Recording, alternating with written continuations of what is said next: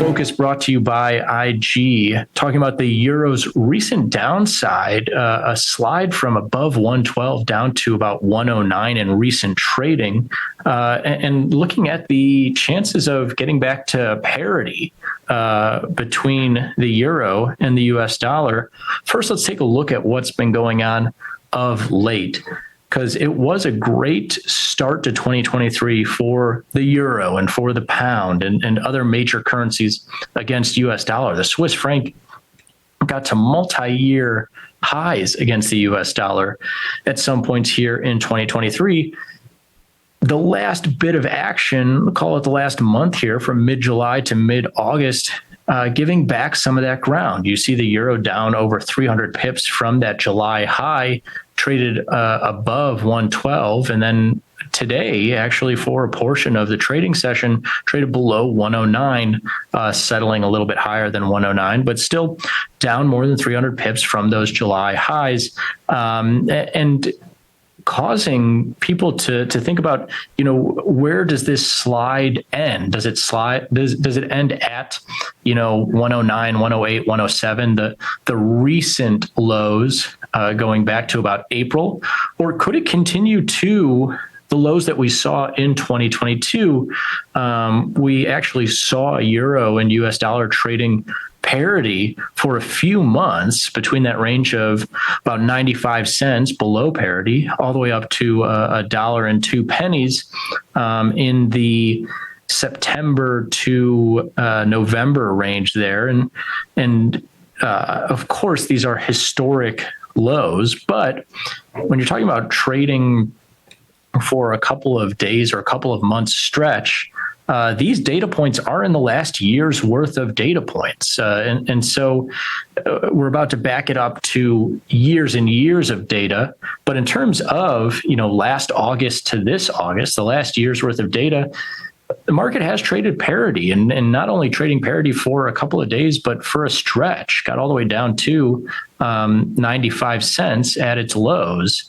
Now, when you rope in this greater historical data from IG, you can see that going back 30 years, pretty rare that we trade below parity. But in the early aughts, from about 2000 to the middle part of 2002, you see pretty consistent trading, actually not only below $1, but below 90 cents.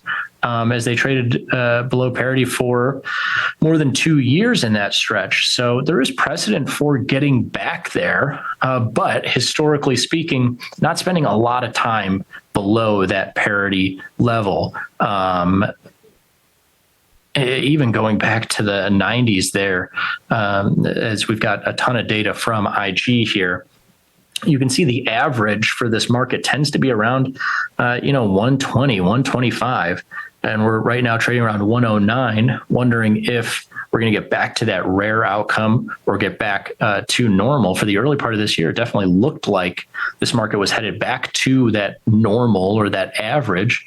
But of course, it can go anywhere from here. And like I say, given this recent slide, from those July highs above 112 and looking like it was going to march on now down to around 109. Is it going to stop here, or is it going to stop at 105, or is parity back in play? Well, let's give some context for what might make up another trip to parity, or at least what was happening last time this happened.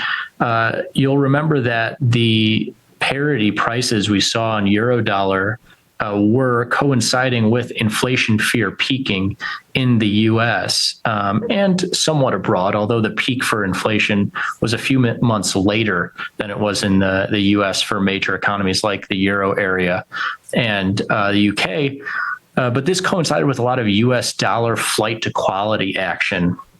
It wasn't just the euro where we saw those extremes. It was, multi-year extremes, U.S. dollar over the pound, over the yen, and a bunch of other major currencies as well. And you can see we're much further lower in inflation since that peak. But the most recent number was a small uptick in the headline CPI data. And while the core inflation last month did tick lower from 4.8% to 4.7%, it's still relatively high and pretty sticky at these 4, 5, 6% levels relative to where the Fed wants it, near 2%. That's their long-term target, is 2% inflation. You look at all this data from the U.S. Bureau of Labor Statistics going back 20 years and the aughts, and in the 2010s, core inflation is right around 2%. It's peaking at 2.5%, 3% at most in that range. And now we're off those highs, but we're still relatively high. And I think some of the resurgence in U.S. dollar appreciation over euro and some of these other major currencies is coming from not necessarily, inflation is flying off the handle, but maybe inflation is going to stay a little bit higher than the Fed wants it for a little bit longer than we're currently pricing in different markets. Now, where are IG clients on this trade? It's pretty split. It's 55-45 on the long side of things, as more traders than not think that this market will rebound from where it is, around 109, hence the 55% of IG clients with euro US dollar positions, long euro, short USD, but pretty split here. Hard to say where the overwhelming sentiment is on this at just 55% long. And that kind of makes sense. 109 is a little bit of no man's land in terms of those parity lows, which we could be headed for, that we saw last year, or, that more normal price of around, 120, which I think a lot of people thought the market might be headed towards the early part of this year. So we'll see if this euro dollar market could be headed back down to parity where it traded just a year ago.